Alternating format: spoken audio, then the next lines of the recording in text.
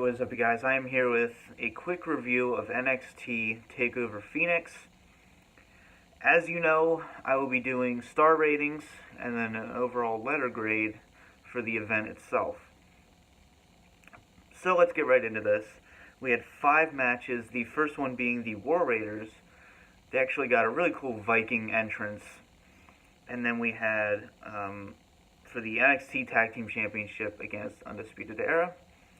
This match went 16 minutes and 57 seconds. It started out with Undisputed Era attacking the War Raiders and them being overpowered. And, then we get into the match itself. I enjoyed this match a lot. It just, I don't know. This one felt like a bit of a spot fest. And, it's okay if it's a spot fest, if it makes sense. But I felt like this one more just felt like a tornado tag match than anything else. I don't know why they just didn't make it a tornado tag match.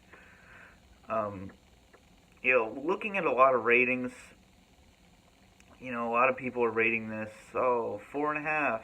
I saw 4 3/4. But, I felt like the referee, last time I checked, once you tag your partner, you're allowed in the ring for 5 seconds before being DQ'd or thrown out. So, it just kind of seemed more like tornado than anything else. We had a high-low, and then a kick out, and then Hansen hits a handspring double elbow, followed by their finisher for the win. And I give this match 4 1/4. That might be giving it a little short, but it's still a really good rating. So, yeah, like I said, it just kind of felt like a clusterfuck, more than it should have been. Next we had Cassius Ohno versus Matt Riddle. This match went 9 minutes and 20 seconds. There's a lot of good back and forth here. It was better than I thought it was going to be. Matt Riddle definitely has a future. Cassius Ohno, I've always felt bad for Chris Hero. I always felt like he deserved better in WWE. But it was a very stiff back and forth match. We had... there was a spot where Cassius Ohno traps Matt Riddle's head inside the apron and just stomps on it. We had... this was terrible. Cassius Ohno basically just stomps Matt Riddle's face, and he gets the inside of his mouth, pretty much the top of his bottom teeth. Oh, that looked awful. But there was blood coming out of Matt Riddle's mouth. And then Cassius Ohno bit Matt Riddle's toe. And the match finished up with a Matt Riddle pummels Cassius into a submission using only strikes. And he's basically just beating the hell out of him until he, kind of like a UFC spot, until a tap out, which then almost looked like a TKO. But it was a tap. Very strange ending. Felt like more of a UFC fight than anything else. But, I'm going to give this match 2 1/4. Didn't really go very long. Kind of some strange toe-biting spots. But very stiff match. And I definitely think Matt Riddle has a future in the company. Or just wrestling, period. Next up we had Johnny Gargano versus Ricochet. This was the match I was looking forward to. This was awesome.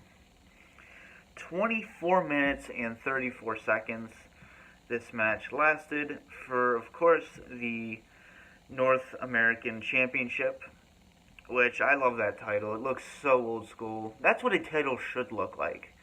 Not some cartoon, title belt that looks like it's being sold at Kmart. No. But before this, I probably should mention, Velveteen Dream came in, Obviously he wasn't wrestling on the card, but he was in attendance for it. He had a little backstage segment with two girls leading him to ringside. But this was, Ricochet and Gargano. They're my two favorite NXT wrestlers. So this was great. A lot of chain wrestling, a lot of high spots. You had your shooting star presses, you had your sentons, you had, your hurricanranas, you had everything you could want in. It wasn't even a spot fest because, I know I said the first match was a spot fest. This one had good storytelling. They played off of Gargano's heel character because he basically, probably like 3/4 through the match, he rips up the mat on the outside of the ring to expose the concrete. He's going to use it, but then he doesn't. Storytelling, psychology. So no, this wasn't just a spot fest. And we had another really good aspect of this match was it wasn't finisher after finisher. I don't even think Ricochet even attempted his finisher. Like he didn't attempt it and miss, or get the knee, or even get a kick out. No, this wasn't a spot fest. Wasn't just finisher after finisher, not near falls. This relied on good storytelling and great chain action wrestling. So, for the finish, we had basically Gargano giving in, to his heel persona and dropping Ricochet on the exposed concrete before saying, "I win," and then dropping him with the slingshot DDT. And Johnny Gargano is your new North American champion, defeating Ricochet. So, a match rating. I take my star ratings very seriously. I'm very strict when it comes to this. But after thinking about it, after doing further research, just kind of seeing what other people thought of it, I had my rating when the match ended, but I wanted to make sure I was giving it the good rating. I'm going to give it 5 stars. This match had literally everything you could ask for. It was extremely smooth.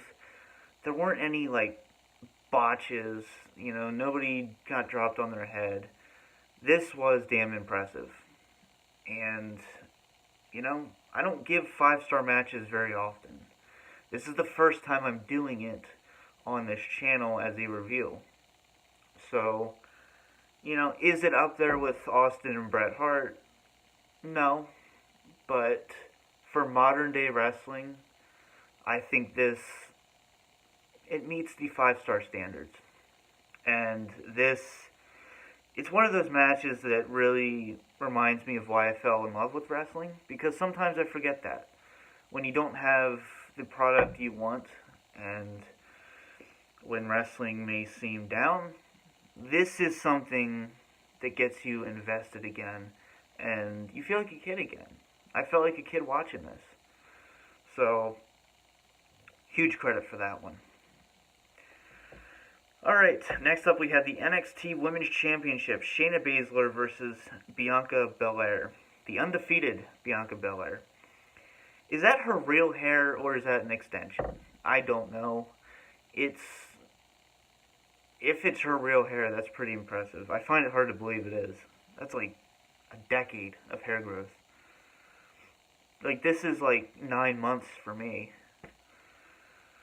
So anyway, this match went 15 minutes and 26 seconds, and I'm not the biggest fan of either of these, to be quite honest. I'm not a Shayna Baszler fan at all. So, we had multiple interferences. Again, just like War Games. And the referee pretty much just stopped the match. And, this was her first loss, Bianca Belair.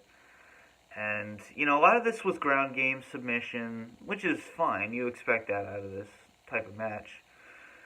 But these interferences, yeah, it's the only really interference we had all night. But being we had the interference at War Games, do we really need another one? I give this match, I'm going to give it 3 stars. And that might be being generous. It was enjoyable action, good back and forth. We had a lot of high spots. We had a lot of good submission game, some psychology in there a little bit. But yeah, not much to really say about this one. Alright, and finally we had Tommaso Ciampa versus Aleister Black for the NXT Championship. This match went 26 minutes and 30 seconds. A lot of people are shitting on this match. I really don't know why. This was a really good match. A lot of people were saying it was boring. No, it wasn't boring. It's called storytelling. Yeah, we had Ciampa focusing on Black's leg for a good chunk of the match. That's not boring, that's storytelling. How are you supposed to have a 26-minute match without stuff like that? You have to have a build-up. This match had a very slow build-up. And, if anything, the end is kind of where I give a little bit of criticism. Because we kind of had finisher after finisher. But, we had good chain wrestling. We had good draping DDT. And we have, like I said, Black was really playing off the injury on his leg. We had a water bottle spot where Ciampa basically taking a sip of water. He was about to pour it on Black, which is just great old school wrestling right there. And then, of course, he gets it kicked into his face, which Black then, I don't know if this was on purpose or not, but he slipped on the water at the end. But I feel like it was on purpose because Ciampa really, he capitalized on that. And I believe he did a fairy tale ending for that one, which was a near fall. I really don't have much bad things to say about this. Like, a lot of people are really shitting on this. It's kind of hard to come up with a rating for it, but I'm gonna give it 4.25. It was entertaining. Yeah, it had a very slow build. And like I said, near the end, we had, Aleister Black kicked out of 2 fairy tale endings, and then he hit it 2 more times, following a missed Black Mass, and Ciampa gets the win. So, yeah, that's a lot of finishers, but, we had a very smooth Black Mass, which just looked beautiful to Ciampa, and then of course he kicked out. But for the ending, we had Ciampa retaining the title, and like I said, 4.25. I thought this was really good. I enjoy it as much as the other matches on the card. The 2 other really good matches, but still really good. And then we had, after the match, right when you thought it was going to end, Ciampa's up at the stage posing with his title that he retained. And then Gargano comes out with the North American title, and they pose together. So that was really interesting. Obviously they had a hot rivalry last year, so it was really cool to see that. And it kind of rounded out the rivalry. So, closing thoughts. Yeah, we got a 5-star match. I think I enjoyed War Games a little bit more. I felt like, obviously Ciampa and Velveteen Dream had a much better match for the NXT title there. And, a lot of people are saying this is the worst takeover. I just don't understand why. This had a lot of old school in it, and I really liked that. There wasn't too many dirty finishes. No, like I said, there was only 1 interference in the match. Well, 2. but you know what I mean.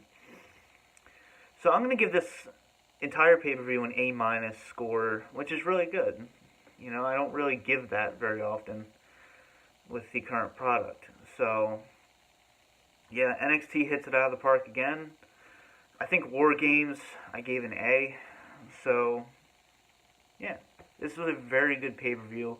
I'm glad I watched it, and Gargano and Ricochet killed it. They just, I really hope there's a rematch, or, you know, I really hope Gargano does not go to the main roster. I don't want to see any of these guys go to the main roster, because they're just going to get ruined, but let me know your thoughts on this pay-per-view down below if you watched it, and tomorrow we got the Rumble, so get ready for that. For now, this has been the DVD Freak. Peace out.